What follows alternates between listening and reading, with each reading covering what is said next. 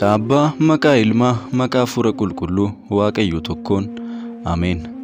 Sinkisaara ji'a fulbaanaa 13. Guyyaan kun guyyaa raajiin qulqulluun Baasiliyoos hangafti Phaaphaasii Qisaariyaa hojjete yaadatamudha. Kunis akkas ture.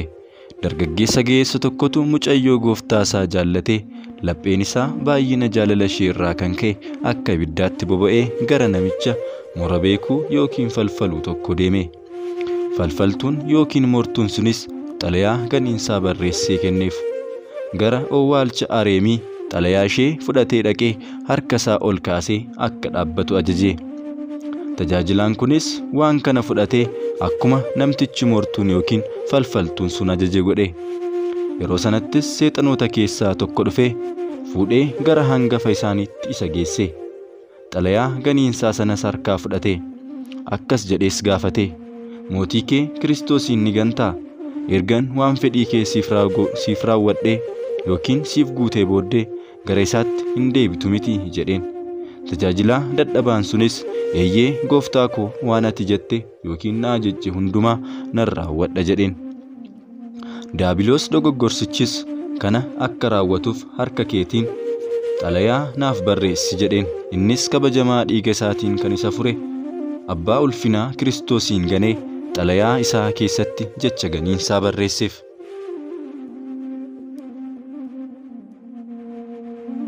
Yeruma sana seexannoonni mucayyoo gooftichaa keessatti abidda fedhii foonii qabsiise. Tajaajilaa kanas baay'ee jaallatte, obsuus hin dandeenye. Abbaa isheetti iyyuudhaan, tajaajilaa kee natti hin heerumsiiftu taanaan of hin ajjeesa jetteen. Abbaa fi haati ishees baay'ee gaddan. Waanuma kamiinuu ishee obsisiisuu hin dandeenye. Jaalalli tajaajilaa sanaa guyyuma guyyaadhaan onnee ishee keessatti dabalaa deema ture. Kanaaf abbaan ishees akka isheen of hin ajjeesne sodaatee garbicha isaa sanaaf kenne. Innis mucayyoo gooftaa isaa fudhatee gara mana isaatti ol galche. Fedhii isaas raawwate. Yeroo dheeraadhaaf isa wajjin erga jiraattee booda abbaa fi haati ishees dhiifama godhaniif. Gadda isaanii itti gaddan. Akka isarraa fageessuuf gara Waaqayyootti gaddaa fi boo'icha baay'isanii turan. Kana boodas ulfinni isaaf haa ta'uutii gooftaan keenya Iyyesuus Kiristoos owwaannaa isaanii dhaga'ee kadhannaa isaaniis fudhatee namichi isheen jaallatte kun kiristaana akka hin taane hubachiise. Waggoota dheeraa ishee wajjin ture. Kana hundumaa keessatti guyyuma tokko illee yommuu inni gara mana kiristaanaa deemu, yommuu inni foonii fi dhiiga gooftaa fudhatu, yommuu inni fayyisaa kan ta'e mallattoo fannootiin mallatteeffatu argitee hin beektu. Amantii isaas ni gaafatte. Inni garuu itti mudide. Ati yoo kiristaana taate kottu mana kiristaanaa deemnaa, ija koo duratti qurbaana qulqulluu fudhadhu jetteen. Isheen akkas isa dirqisiifnaan waan isheedhaaf jedhee godhe hundumaa gara moraa akka deeme seexanatti amanee amantii isaas waraqata irratti barreessee seexanaaf akka kenne itti hime. Waan kana yeroo irraa dhageessetti naatee boo'icha hadhooftu boosse. Mataa ishee oliif gadi raaftee gaabbitee gaddite. Yeruma sana daftee kaatee utubaa mana kiristaanaa kan ta'e gara hangafa Phaaphaasii biyya ishee gara Baasiliyoos deemte. Miilla isaa jalatti kuftee sagaddeef. Diina dhala nama kan hin taane kan ta'e harka seexanaa irraa akka ishee fayyisuufis baay'ee boosse kadhatte. Qulqulluun Baasiliyoosis abbaa manaa ishee sanatti nama ergee waamsisee gaafate. Innis waan hojjete hundumaa ni hubachiise. Qulqulluun Baasiliyoosis deebitee kiristaana taatee harka seexanaa irraa fayyuu ni jaalattaa jedheen.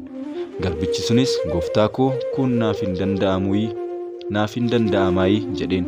Abbaa qulqulluun kunis, maqaa uumaa kee waammadhuutii of jabeessi jedheen.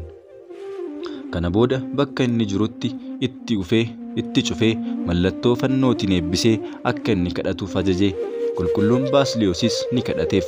Guyyoota 3 boodas dhufee ilaalee akkasis jedheen. Guyyoota 3 kana keessatti maal faatu sirra gahe? Innis wawwaa ta'e, akkas seexanoonni isa doorsisaa turan, xalayaa sanas akkatti agarsiisaa turan, akkatti dheekkamaa turanii fi gidiraa guddaa keessa akka turetti hime. Dheekkamsa isaanii irraa kaatee hin sodaatin, Waaqayyo si gargaaraatii, cimsee si eegaatii jedheen. Kana boodas bishaanii fi buddeen xiqqoo kenneef. Gara bakka isaatti deebisee qulqulluun Baasiliyoos deemee waa'ee tajaajilaa kanaa kadhachuutti ka'e. Lammaffaas guyyaa 3 booda itti deebi'ee ilaalee maaltu akka isarra gahes ni gaafate.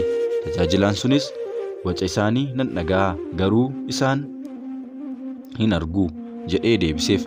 Buddeenii fi bishaan kenneef. Gorsee gara bakka isaatti deebisee qulqulluun Baasiliyoos isaaf kadhachuudhaaf deeme.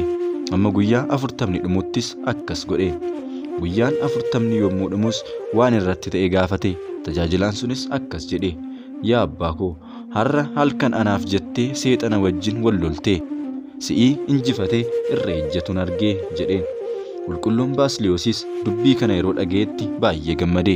Lubootaa fi monoksoota kawaala sanaa waamee namicha sanaaf halkan sana guutuu akka irratti kadhataniif ajaje. Yeroo bari'uus tajaajilaa sana gara mana kiristaanaa akka fidan nama biyya sanaas hundumaa walitti qabee maaloo yaa Kiristoos nu fayyisi jedhanii harka isaanii ol kaasanii akka kadhataniif ajaje. Isaanis akkuma ajajaman godhan. Osoo isaan akkas jedhanii kadhatanii xalayaan ganiinsaa namni sun barreesse seexanaaf kenne sun seexana harkaa fuuldura uummataatti bu'e. Hundumtuu gammadanii galateeffamaa kan ta'e Waaqayyoon galateeffatan. Abbaa kabajamaan Baasiliyoos isaan eebbisee foonii fi dhiigas kennee fi nagaa fi jaalalaan gara mana isaaniitti isaan gaggeesse. Isaanis waa'ee dhiifamuu cubbuu isaanii fi fayyina isaaniitiif gammadanii Waaqayyoon galateeffataa abbaa qulqulluu kan ta'e Baasiliyoos kabajanii gara mana isaaniitti galan. Galanni Waaqayyoof haa ta'u. Nunis kadhannaa abbaa kanaatiin nu haa fayyisu bara baraan. Ameen. Guyyuma kana kabajamaa Baahitaawii abbaa Yisihaaqiif yaaddannoo isaatu ta'e. Suuqni isaa nu wajjin haa ta'u bara baraan. Ameen.